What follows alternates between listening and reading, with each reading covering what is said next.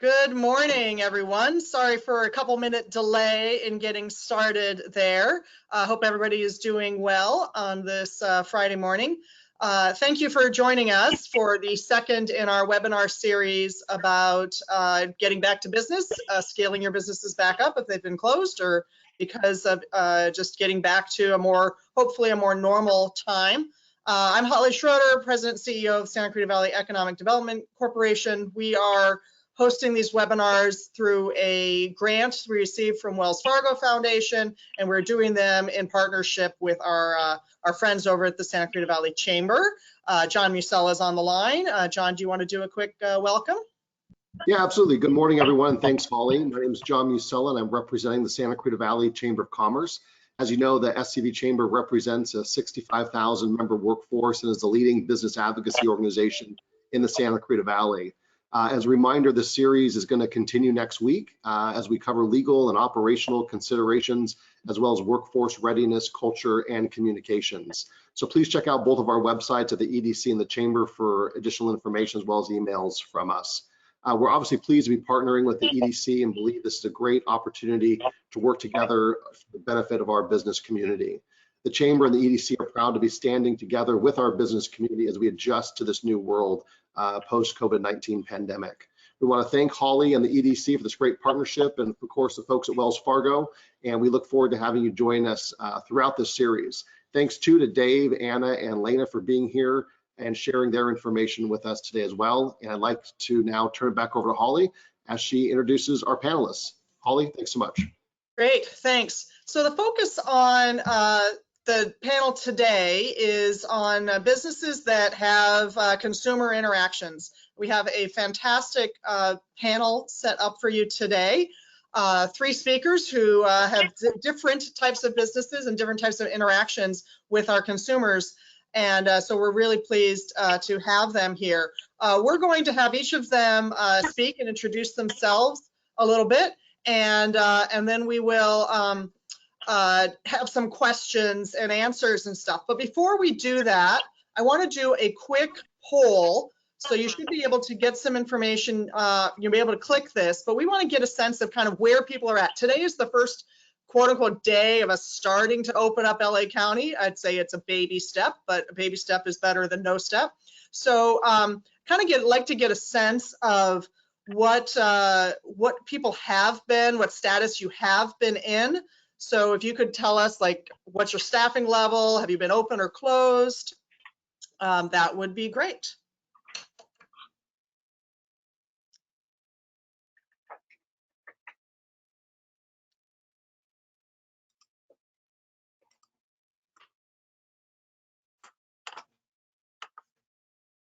Let's leave that for one more moment. Got about 2/3 of you have voted, a few more folks coming in.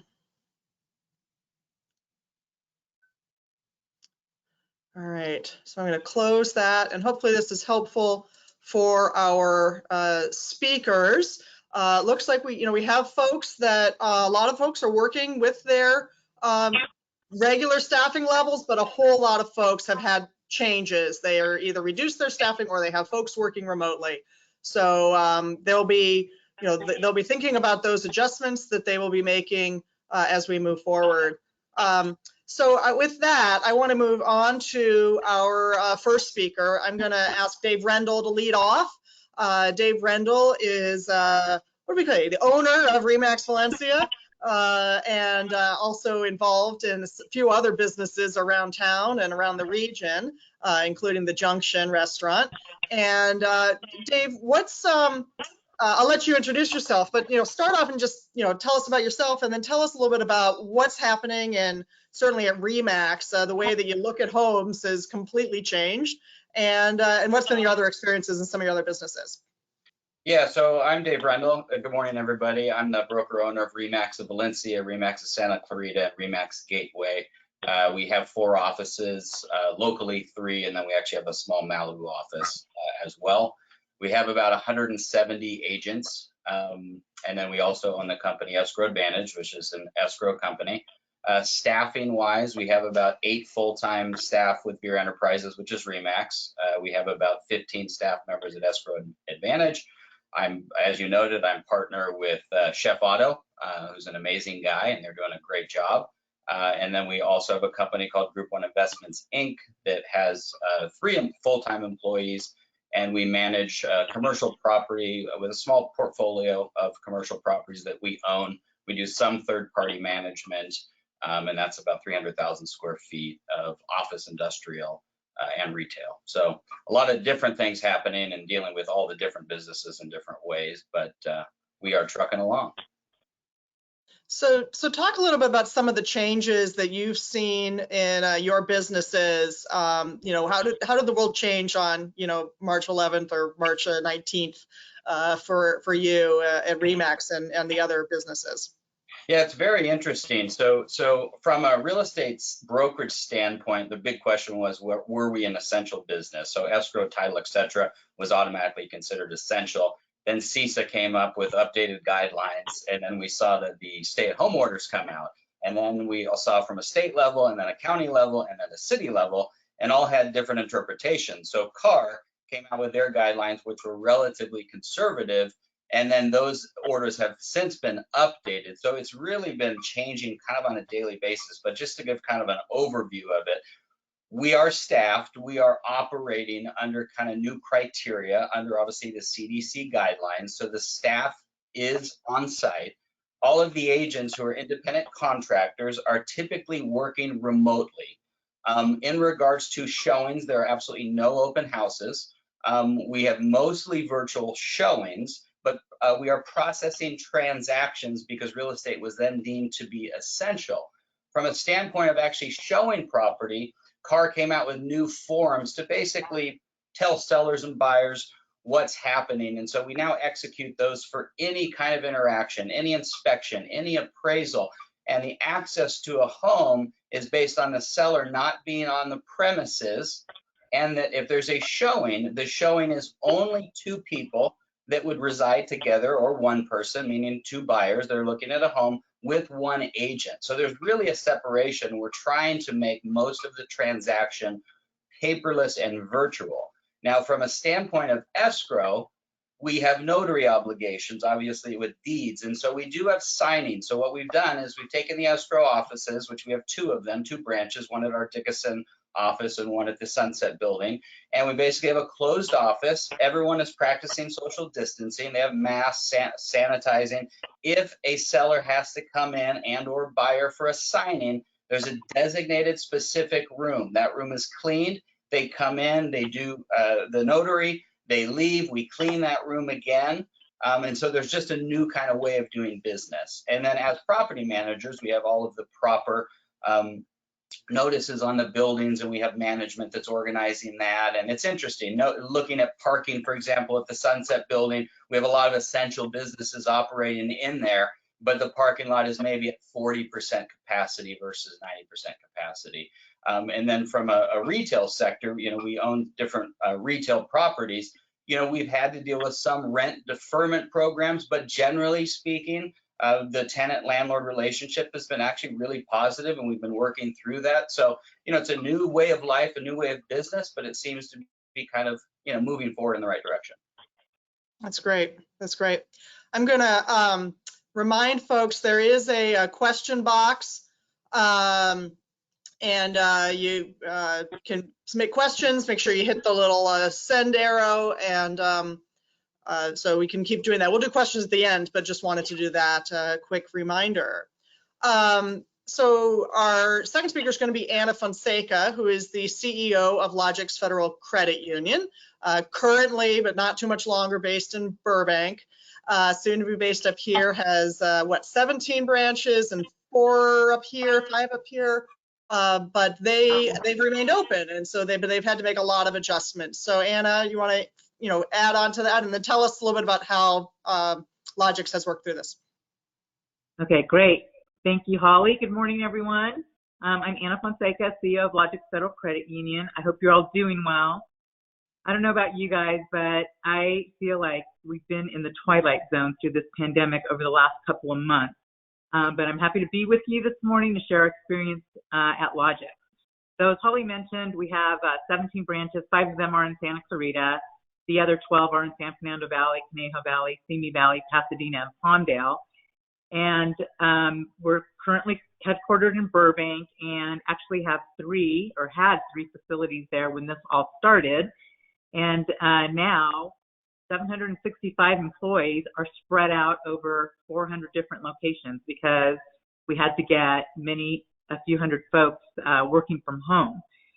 Thankfully, we were considered an essential business, and so the Safer at Home orders didn't force us to close down.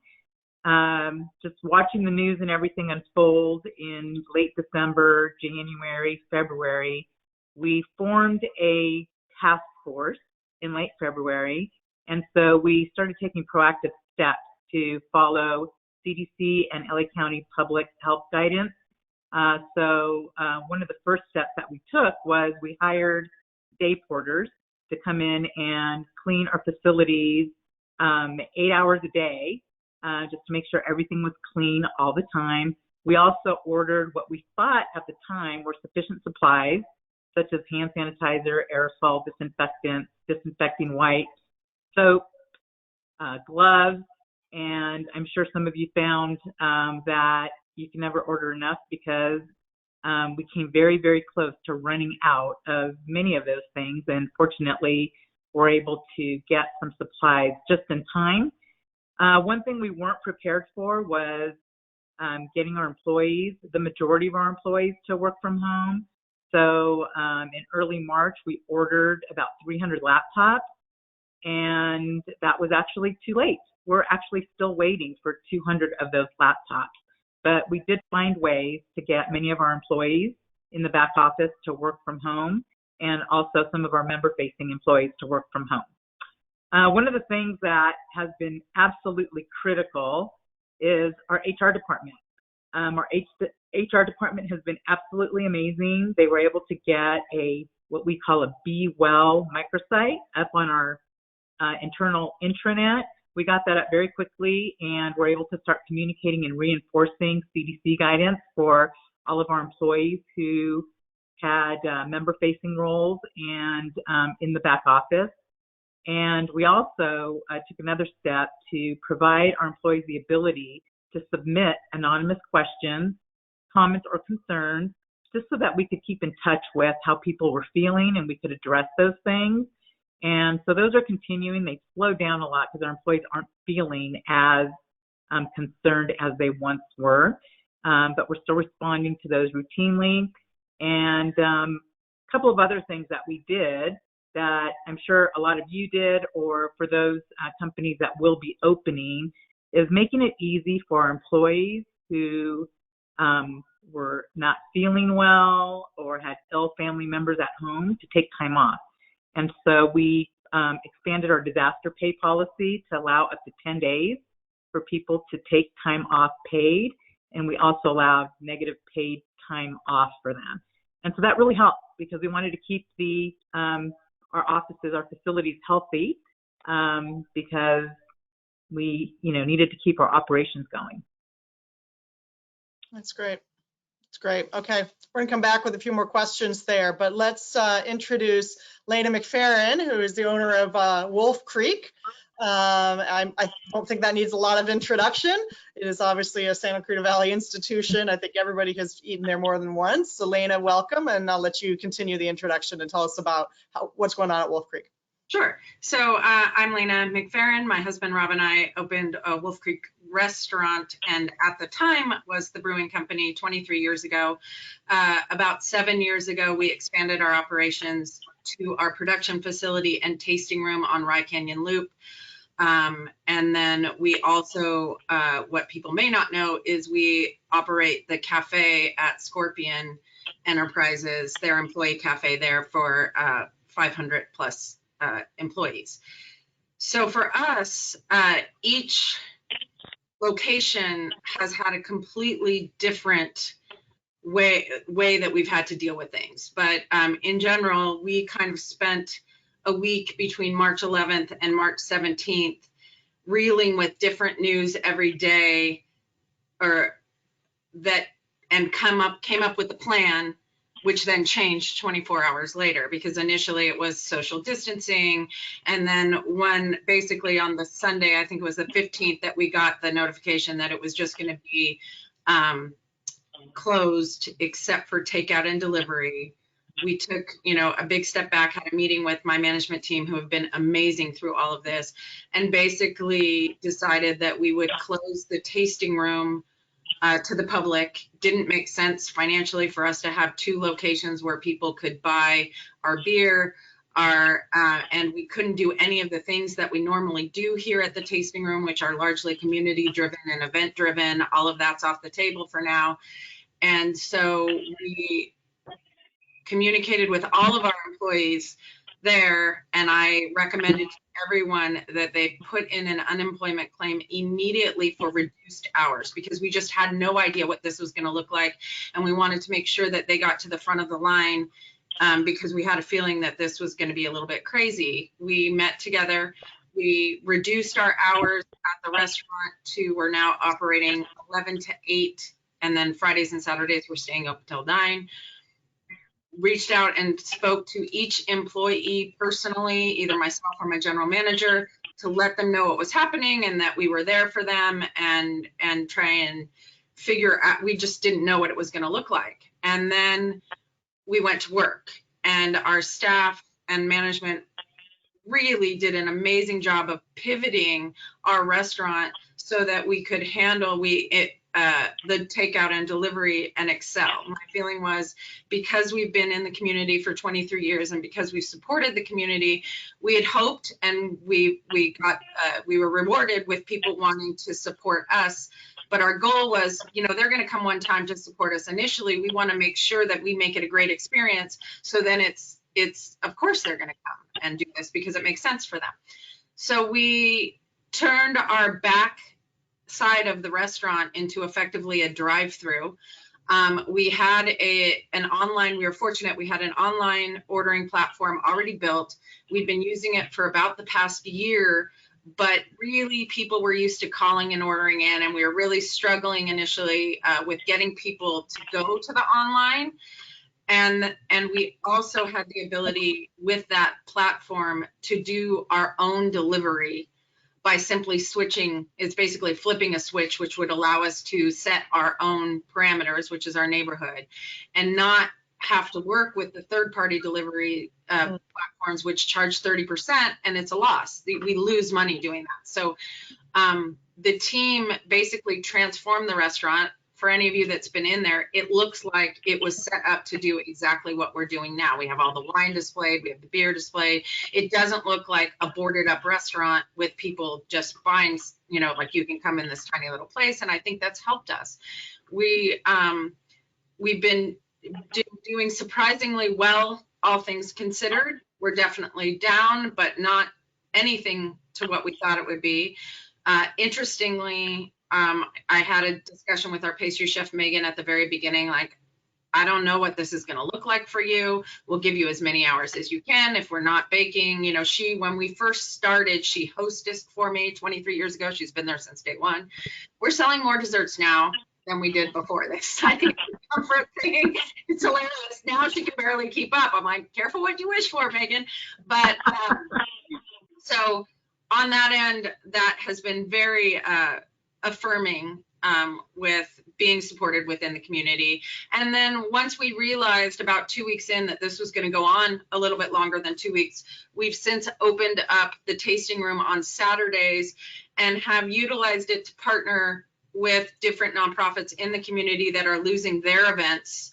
It's a big part of what we do at the tasting room. So we do socially responsible Saturdays from 12 to 4. We're partnering with a different nonprofit every week and giving 25% of our sales that day to that nonprofit. And we also, it gives people an opportunity to refill growlers and howlers, which we're not doing at the restaurant because it's just too cumbersome with everything else that we're doing there.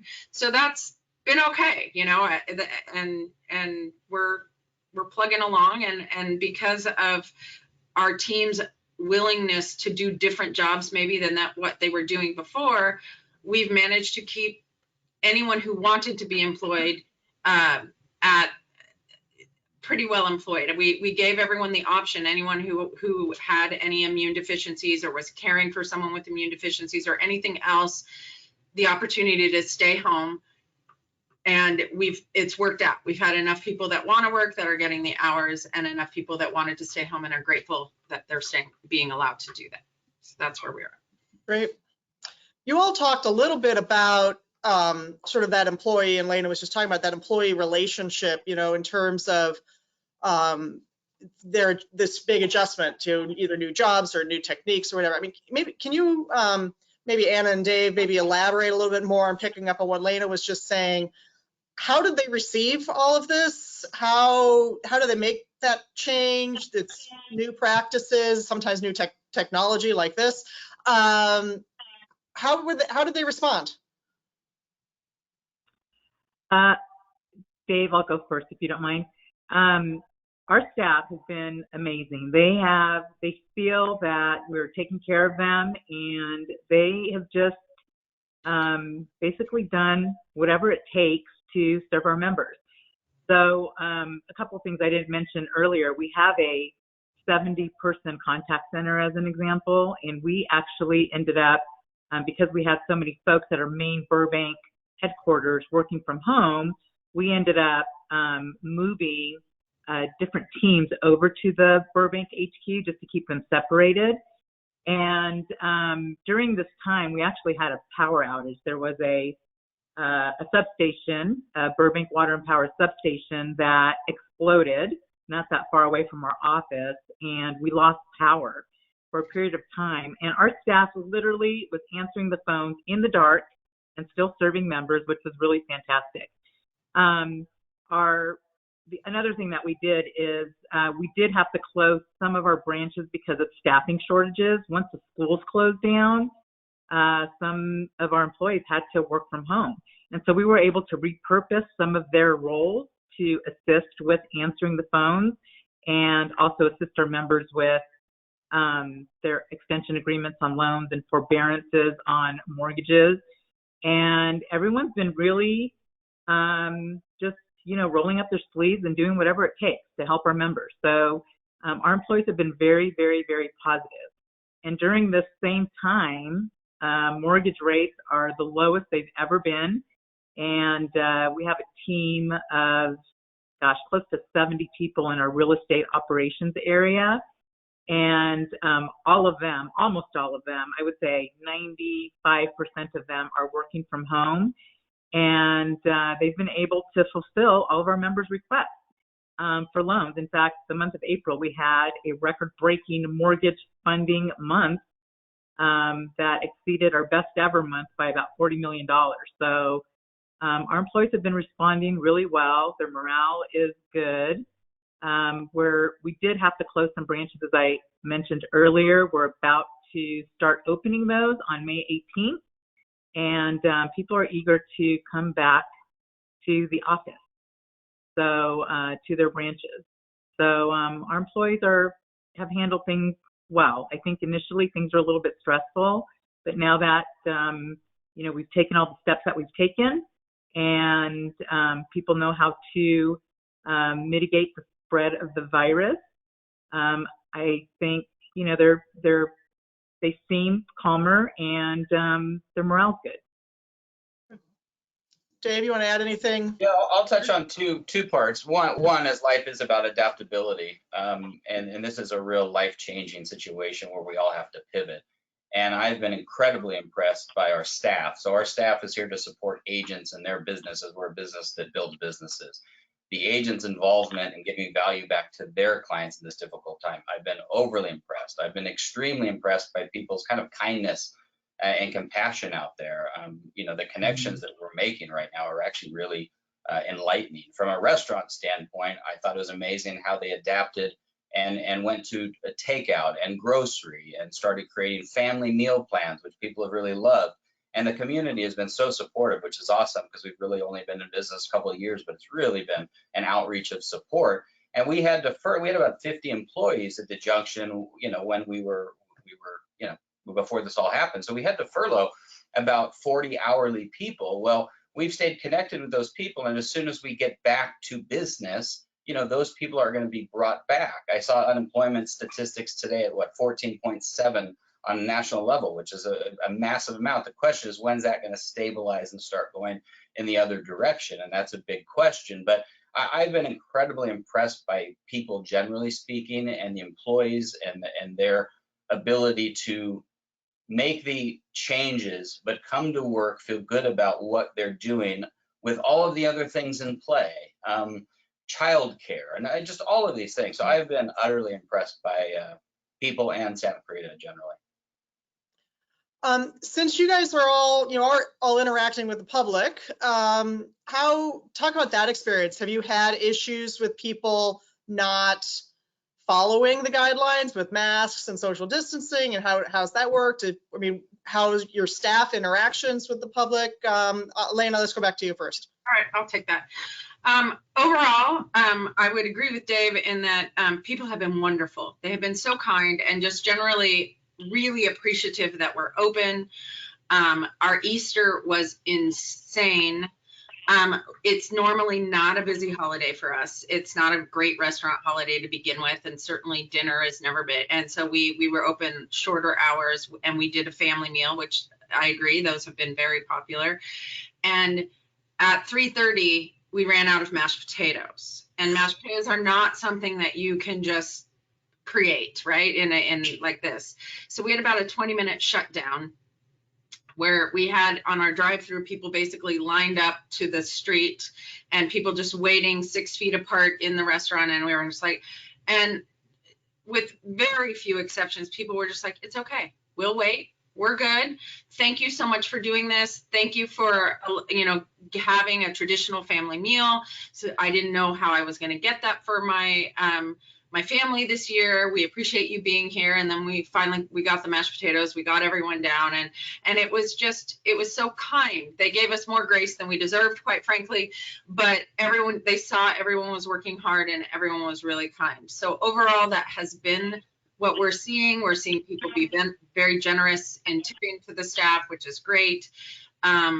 There are a few people that are coming in, and I was really surprised when the mask order came down, because to me, it's inconvenient, but it's a minor inconvenience to have to wear a mask that potentially protects other people. And when it first came down, what the responses that we got from people who weren't wearing masks were not, oh, I'm sorry, which I kind of expected. Let me get my mask. I forgot my mask. It was basically, that's stupid. I shouldn't have to wear a mask. So we have linen napkins that we're not using now at all, and we have them provided. And it's just we're gentle with people because, there's no reason not to be. Everyone is living in their own world with this and their own challenges. But basically for us, we want to make sure our staff is protected too. We want the customers to be protected, our guests, our staff, and we want to follow the rules so we can continue to be open. Dave or Anna?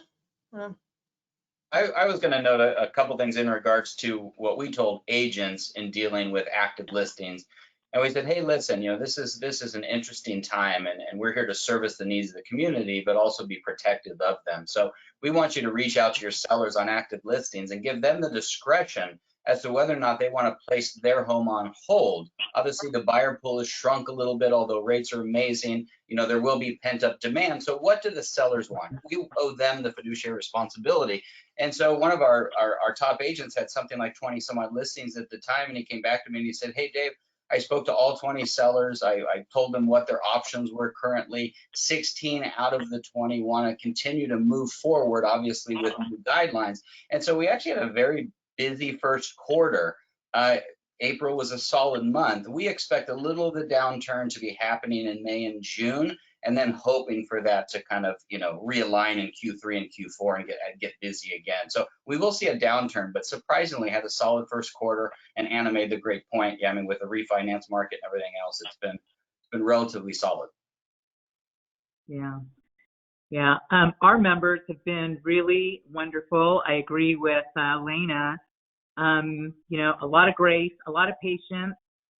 We have, right now we're only allowing a certain number of people inside the branch.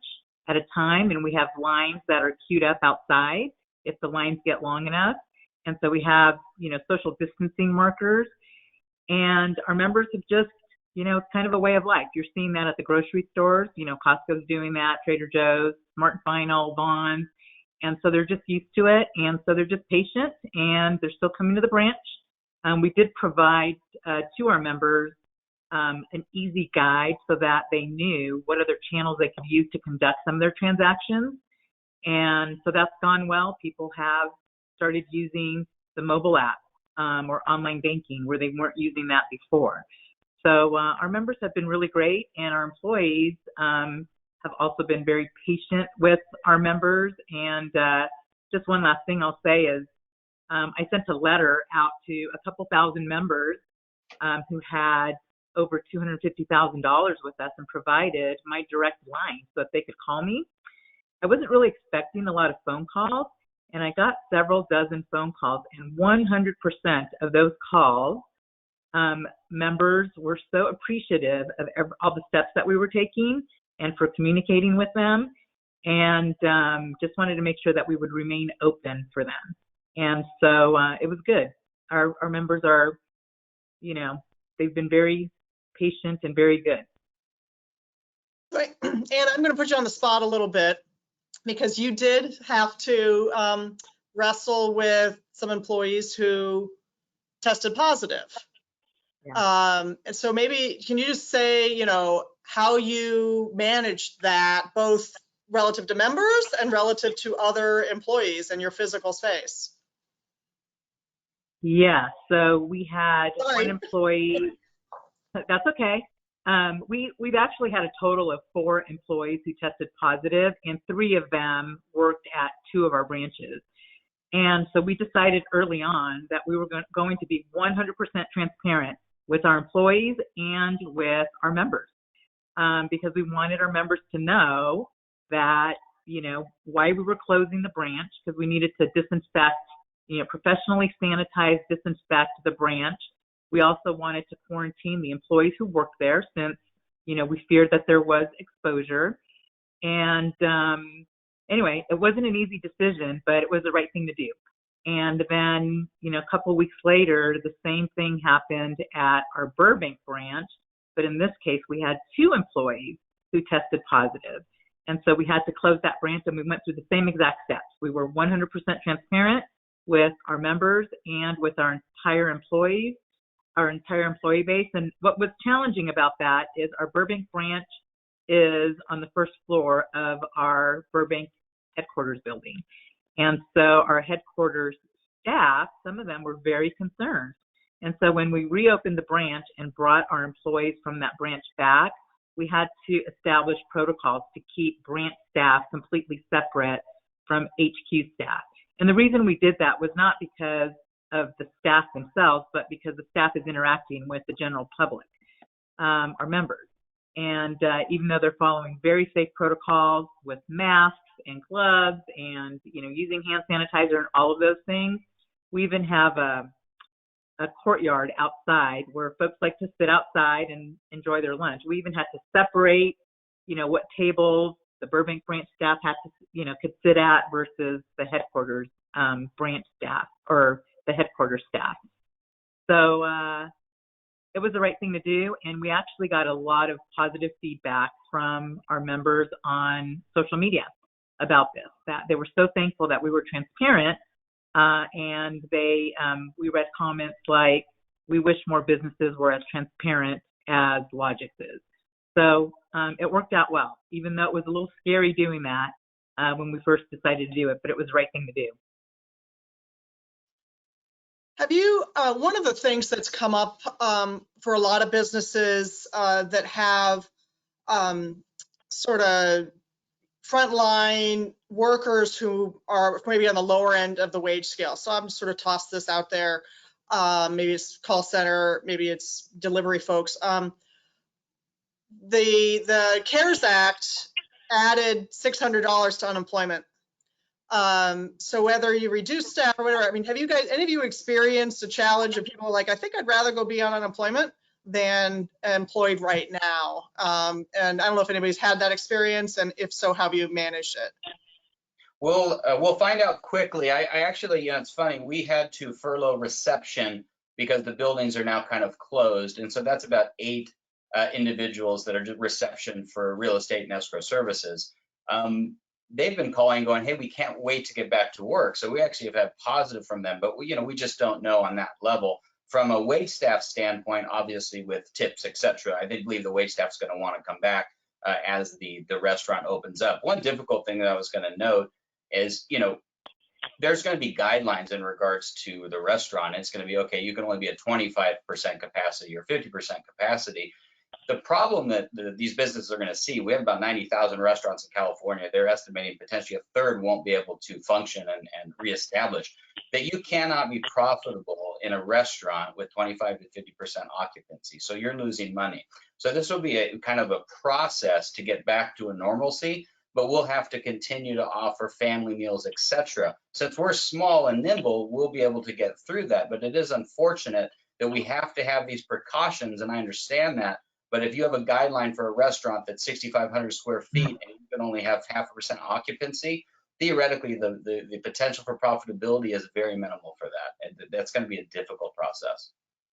So do you see a midterm, longer term, a mix of continuing to do the delivery and the family meals and the takeout within in-room, and both of you have outdoor seating.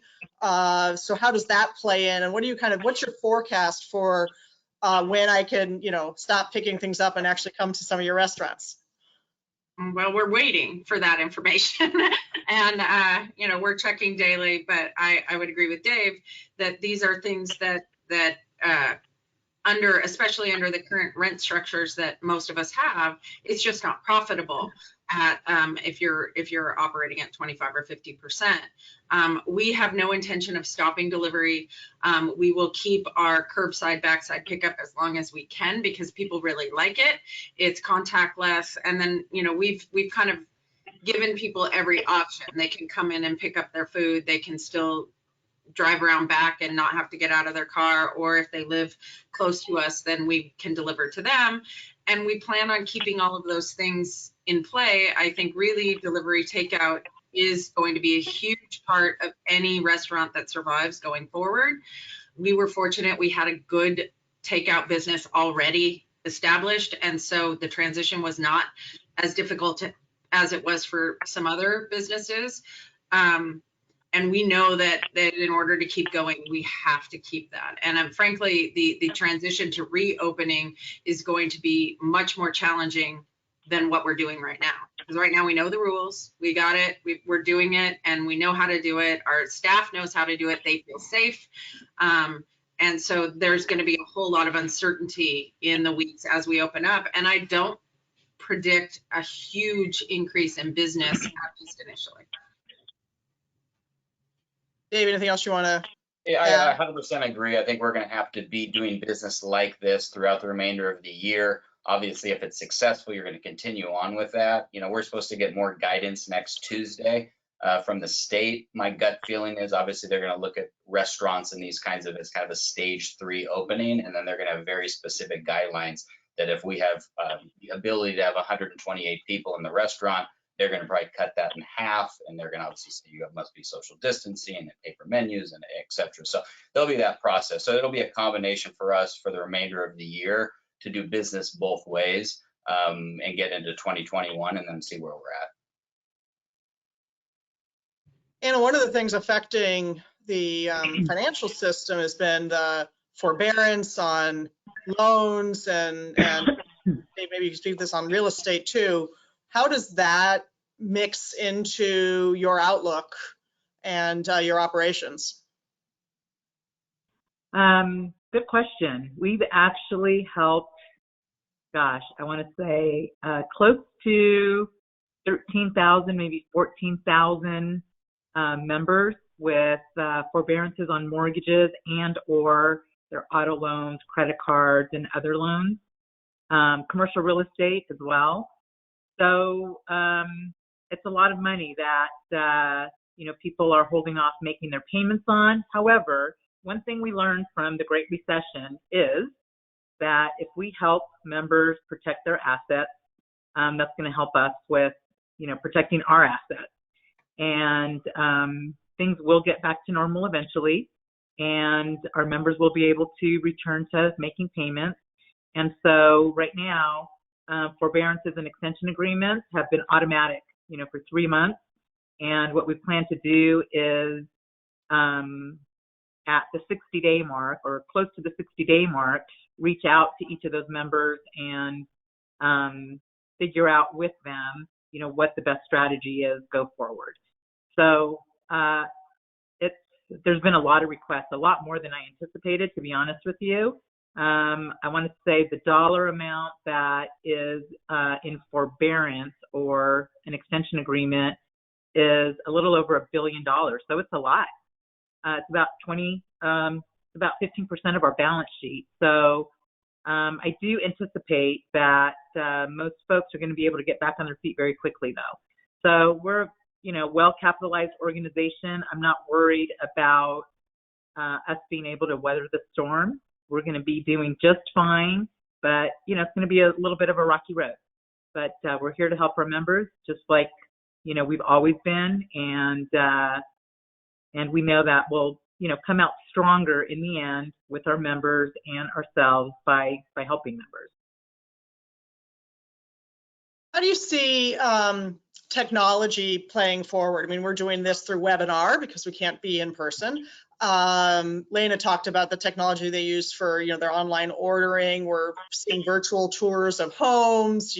Anna mentioned online banking. Do you think we revert to older behaviors, or is this becoming a new world, or what's the balance you guys see in the future?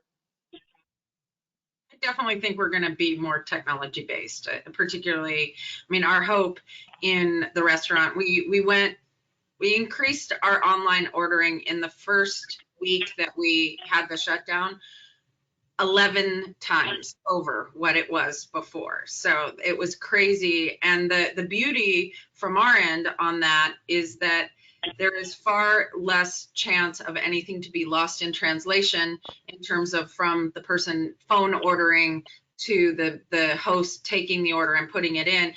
It's very clear, and so less mistakes are made. It's more efficient and less mistakes are made. So I think on the to-go side of things, we're going to definitely see more people keeping with that. It works really well. And but I think that, our business is not one that you can do at home. It's just nobody can work at home and I think that what people miss most, at least our people miss most, is the community that is built going into the restaurant, particularly in the bar area. We have people, our mug club people that have been coming in for 23 years, and that is a big part of their life. Many of them, that's their social circle, that's their friends, and that's missing. So that's not going to go away.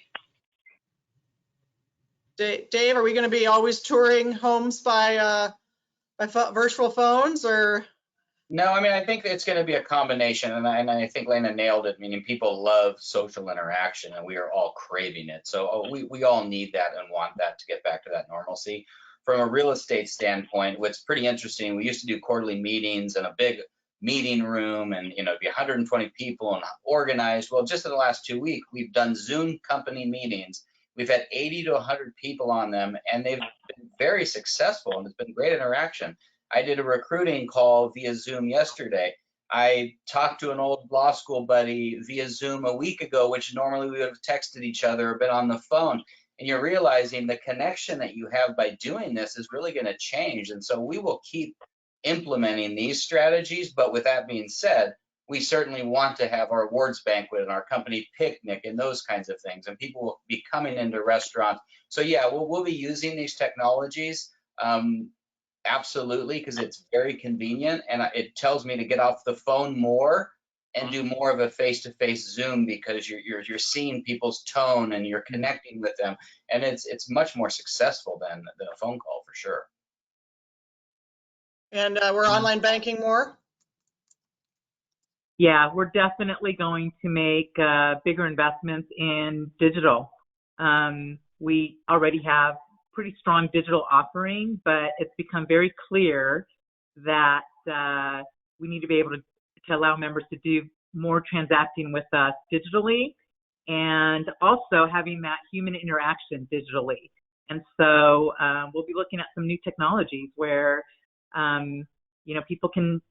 our employees can interact with our members visually and securely, so that members can have a safe but contactless but still personalized experience. So we're definitely starting conversations about what our new normal looks like, but and we were already investing in digital, but the digital investments are definitely going to grow. So I'm going to launch one more poll here just as we get to the wrapping up exactly to that question. When does the new normal start to, come back? When do we get back to a stronger economy, coming back? So, and then I'm going to toss this to our speakers to respond to that. Just going to leave that for another moment. And maybe our speakers, as I show this, you can say, what your crystal ball says, and as we look to transition, any one piece of advice of what you learned that you might provide to folks who are also working through this very odd time that we are in. I'm just going to leave this for another 5 seconds. And it looks like we are in for a little bit of a bumpy ride for the next few months. People think it's going to be at least 6 months to 2 years. So, so there you have it. So do you guys agree? And what advice would you give folks as they look at working through this? Leyna, we'll start with you. Okay.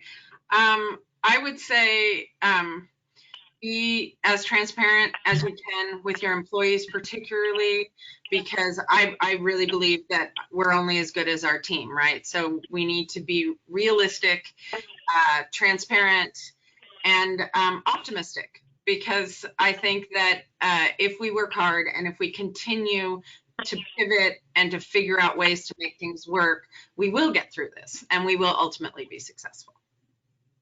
Great. Anna? Okay, so with regard to the economy, I don't disagree with the folks who responded. I'm in the 12 to 18 month camp. I don't think things are ever going to get back to, pre-pandemic normal. I think it's going to be a new normal. I do think that the economy will thrive again. I think that there's a lot of good things that are coming out of this pandemic. We've learned a lot. If there's one lesson that I've learned that I would share with all business owners is just to try to be more prepared for these types of disasters.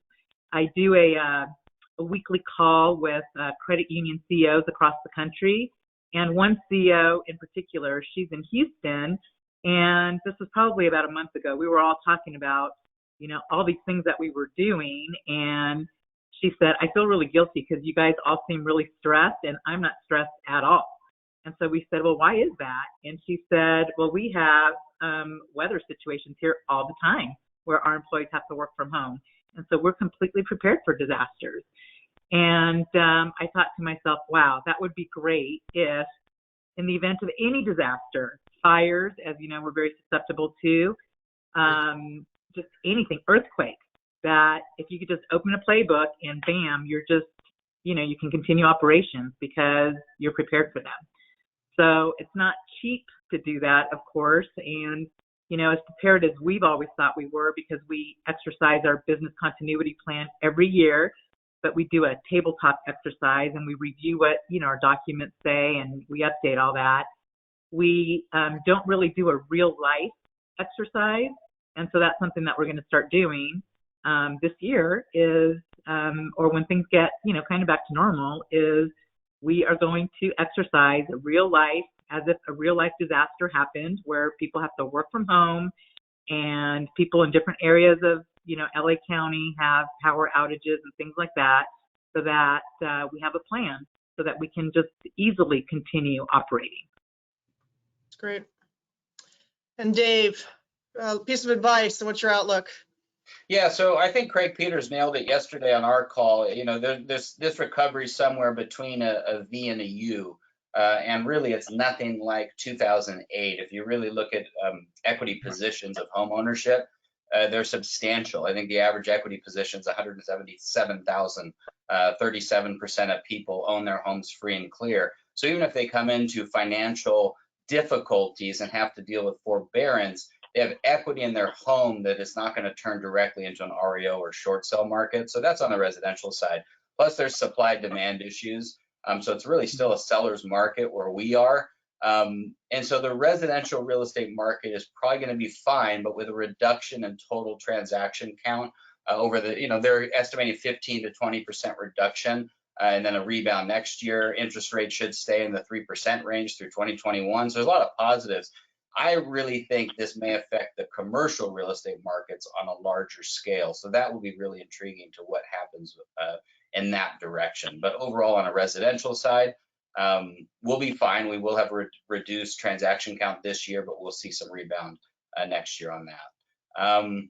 The advice is, in times of uncertainty, people really look for stability and guidance, and so be a very good communicator with people and be transparent.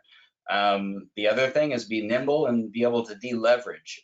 People that get in trouble in these kinds of situations, they've probably taken too high of a risk in things, whether it be investing in a business and or investing in real estate. You have to save for a rainy day. And so our portfolio of assets on the commercial side, we can deal with rent deferments with tenants because we're in a solid position on the properties and they're not over leveraged. So those kinds of decisions, you really have to save for a rainy day and be prepared because it's going to put you in a better position as we rebound out of this. And opportunities will be there as well.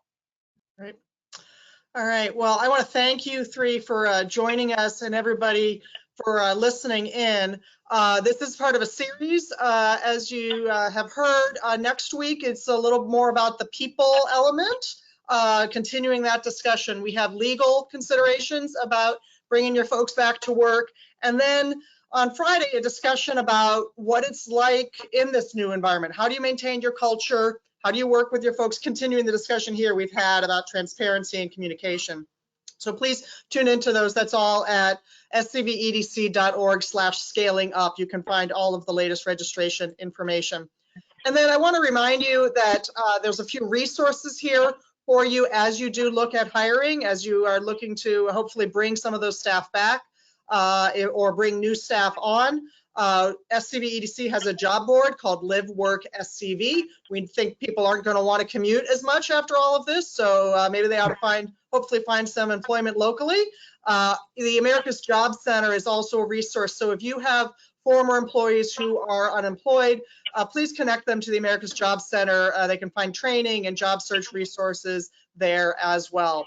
Again, this is supported by a grant from Wells Fargo. I want to thank you again for joining us today, and I hope you'll join us next week. And please have a good rest of your day and a good weekend. Thank you so much. Thank you. Thanks, everybody. Thanks, Holly. Thanks, everyone. Take care.